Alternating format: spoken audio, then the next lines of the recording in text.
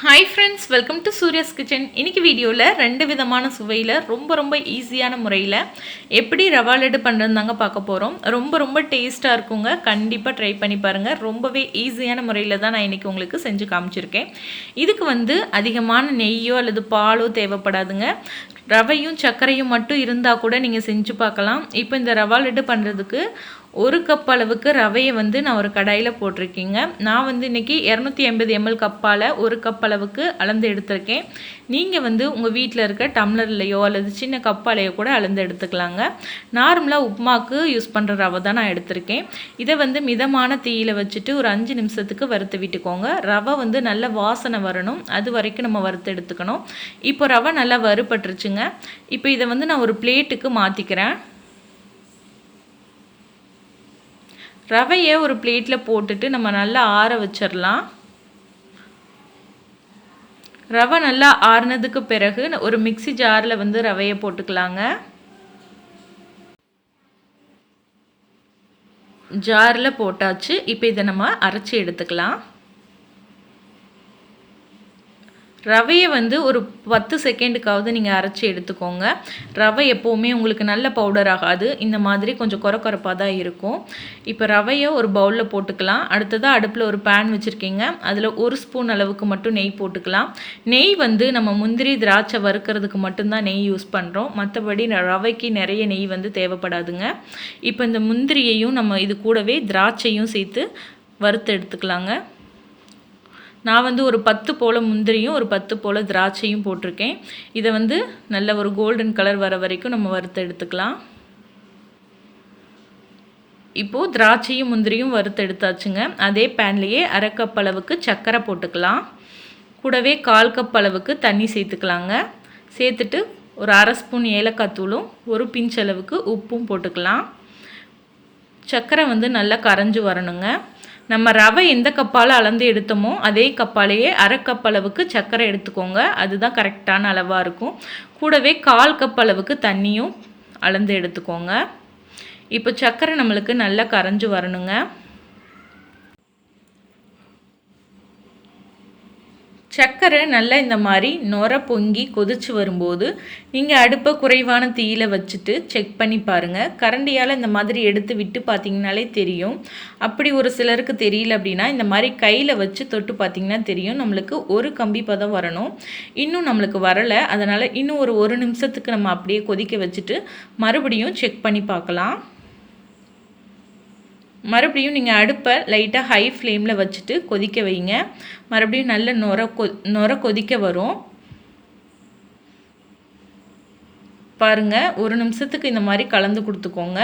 நல்ல இந்த நுர கொதிக்க வரும்போது மறுபடியும் அடுப்பை குறைவான தீயில் வச்சுட்டு மறுபடியும் ஒருக்கா செக் பண்ணி பாருங்கள். மறுபடியும் நம்ம செக் பண்ணி பார்க்கலாங்க. செக் பண்ணி பார்க்கும்போது நீங்கள் அடுப்பை குறைவான தீயில் வச்சுட்டு அதுக்கப்புறமா செக் பண்ணி பாருங்கள். ஒரு கம்பி பதம் நம்மளுக்கு வந்திருக்கு. இதுதான் கரெக்டான பக்குவம். இப்போ அடுப்பை ஆஃப் பண்ணிவிட்டு சுகர் சிரப்பை ஒரு பவுலில் எடுத்து வச்சுக்கலாம்.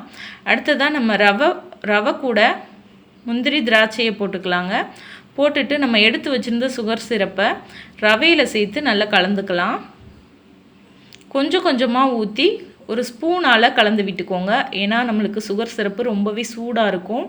அதனால் கை யூஸ் பண்ண வேணாம். இந்த மாதிரி ஒரு ஸ்பூன் வச்சுட்டு கொஞ்சமாக நம்ம ரெடி பண்ணி வச்சுருந்த சுகர் சிரப்பை எடுத்து சேர்த்து கலந்து கொடுத்துக்கலாங்க. ஒரு சிலர் பார்த்திங்கன்னா ரவையை அப்படியே டைரெக்டாக சுகர் சிரப்பில் சேர்த்து கிளறுவாங்க. அந்த மாதிரி கிளறும் போது உங்களுக்கு கரெக்டான பக்குவத்தில் லட்டு வராதுங்க. ஆனால் இந்த மெத்தடில் ட்ரை பண்ணி பாருங்கள். ரொம்பவே ஈஸியாக, பிகினர்ஸ் கூட ரொம்ப ஈஸியாக அந்த லட்டை செஞ்சிடலாம்.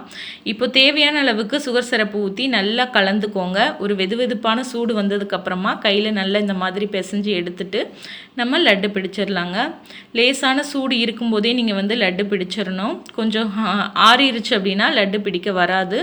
அப்போது நீங்கள் என்ன பண்ணணும் அப்படின்னா மறுபடியும் நீங்கள் மாவை லேசாக கடாயில் சூடுபடுத்திட்டு லட்டு பிடிச்சிங்கன்னா உங்களுக்கு பிடிக்க வரும். எவ்வளோ சூப்பராக இருக்குது பாருங்கள். கண்டிப்பாக இந்த லட்டு ரெசிப்பியை உங்கள் வீட்டில் ட்ரை பண்ணிவிட்டு எப்படி இருந்துச்சு அப்படிங்கிறத சொல்லுங்கள். இதே மாதிரியே நான் எல்லா லட்டும் பிடிச்சிக்கிறேன். நான் இன்றைக்கி ஒரு மீடியம் சைஸில் தான் லட்டு பிடிச்சிருக்கேன். இதுலேயே எனக்கு ஒரு 9 லட்டு கிட்ட கிடச்சிதுங்க. நம்ம 1 கப் அளவுக்கு ரவையில் 9 லட்டு கிட்ட கிடச்சிது. கண்டிப்பாக இந்த லட்டு ரெசிப்பியை ட்ரை பண்ணி பாருங்கள். அடுத்ததாக பார்த்தீங்கன்னா இந்த அளவுக்கு எனக்கு சுகர் சிரப்பு வந்து மிச்சமாயிருச்சு. இதில் நான் இன்னொரு விதமான லட்டு ரெசிபி உங்களுக்கு செஞ்சு காட்டுறேங்க. அதுவுமே ரொம்ப ஈஸியாக தான் இருக்கும். கண்டிப்பாக ட்ரை பண்ணி பாருங்கள். இப்போது இந்த சுகர் சிரப்பு வச்சு லட்டு எப்படி பண்ணுறதுன்னு பார்க்கலாம். இந்த லட்டு செய்கிறதுக்கு நான் 1/2 கப் அளவுக்கு ரவையை வந்து ஒரு கடாயில் போட்டிருக்கேங்க. நம்மளுக்கு 1/4 கப் அளவுக்கு சுகர் சிரப் வந்து மிச்சமாக இருக்குது. அதுக்கு நான் 1/2 கப் அளவுக்கு ரவை வந்து கடாயில் போட்டிருக்கேன். இதை மிதமான தீயில் ஒரு 5 நிமிஷத்துக்கு நம்ம நல்ல வாசனை வர வரைக்கும் வறுத்து எடுத்துக்கலாம். ரவா லட்டுக்கு ரொம்ப முக்கியமானதே நம்ம ரவையை வறுத்து எடுக்கிற பக்குவம் தாங்க. நம்ம எந்த அளவுக்கு ரவையை நல்லா பொறுமையாக வறுத்து எடுக்கிறோமோ அந்த அளவுக்கு ரவா லட்டோடைய டேஸ்ட்டுமே ரொம்ப சூப்பராக இருக்குங்க. இப்போ ரவை நல்லா வறுபட்டுருச்சு. இது கூட 2 டேபிள் ஸ்பூன் அளவுக்கு காஞ்ச தேங்காய் துருவல் சேர்த்துக்கலாம். டெசிகேட்டட் கோகனட்னு சொல்லுவாங்க, கடையில் உங்களுக்கு கிடைக்கும். இது வந்து நான் வீட்லேயே ப்ரிப்பேர் பண்ணது தான். இதுக்கு பதிலாக நீங்கள் ஃப்ரெஷ்ஷான தேங்காய் துருவல் கூட சேர்த்துக்கலாம். இந்த டெசிகேட்டட் கோகனட் வந்து நம்ம வீட்லேயே ரொம்ப ஈஸியாக பண்ணிடலாங்க. அது ஒன்றுமே கிடையாது. நம்ம தேங்காயை மேலே இருக்க அந்த ப்ரௌன் கலர் பாட்டை எடுத்துட்டு நறுக்கி ஒரு மிக்ஸி ஜாரில் போட்டுட்டு நல்லா அரைச்சிட்டு வெறும் வானலியில் நீங்கள் நல்லா வறுத்து எடுத்துக்கிட்டிங்கன்னா உங்களுக்கு டெசிகேட்டட் கோகனட் வந்து கிடச்சிரும். அந்த மாதிரி நீங்கள் வறுத்து ஒரு பாக்ஸில் போட்டு ஸ்டோர் பண்ணிக்கிட்டிங்கன்னா நீங்கள் இந்த மாதிரி லட்டு செய்யும்போது ஸ்வீட் செய்யும்போதெல்லாம் நீங்கள் யூஸ் பண்ணிக்கலாம். அதோடைய வீடியோ வேணும்னா நீங்கள் கமெண்ட் பாக்ஸில் கமெண்ட் பண்ணுங்கள், நான் உங்களுக்கு போஸ்ட் பண்ணுறேன். இப்போ ரவையும் தேங்காய் துருவலையும் மிதமான தீயில் வச்சு நல்லா வறுத்து எடுத்தாச்சுங்க. இப்போது இது கூட நம்ம மிச்சமாக இருந்த அந்த சுகர் சிரப்பை சேர்த்துக்கலாம். டைரெக்டாகவே நீங்கள் இந்த மாதிரி சேர்த்துடலாங்க. ரவை கூட சேர்த்ததுக்கப்புறமா அடுப்பை ஆஃப் பண்ணிக்கோங்க. ஆஃப் பண்ணிவிட்டு நல்லா கலந்து கொடுத்துக்கோங்க. நல்லா இந்த மாதிரி கலந்ததுக்கப்புறமா இதை வந்து நம்ம லட்டாக பிடிச்சிக்கலாங்க. ஒரு தடவை நல்லா கையால் கலந்து கொடுத்துட்டு அதுக்கப்புறமா லட்டு பிடிச்சிக்கலாங்க. இதுவுமே லேசான சூடாக இருக்கும்போதே நீங்கள் லட்டு பிடிச்சிடணும். உங்களுக்கு ஆறிடுச்சு அப்படின்னா லட்டு பிடிக்கிறதுக்கு வராதுங்க. முன்னாடி நான் சொன்னது போலவே உங்களுக்கு சப்போஸ் ஆறிடுச்சு அப்படின்னா மறுபடியும் நீங்கள் கடாயை லேசாக சூடுபடுத்திட்டு லட்டு பிடிச்சிங்க அப்படின்னா உங்களுக்கு லட்டு பிடிக்க வரும்.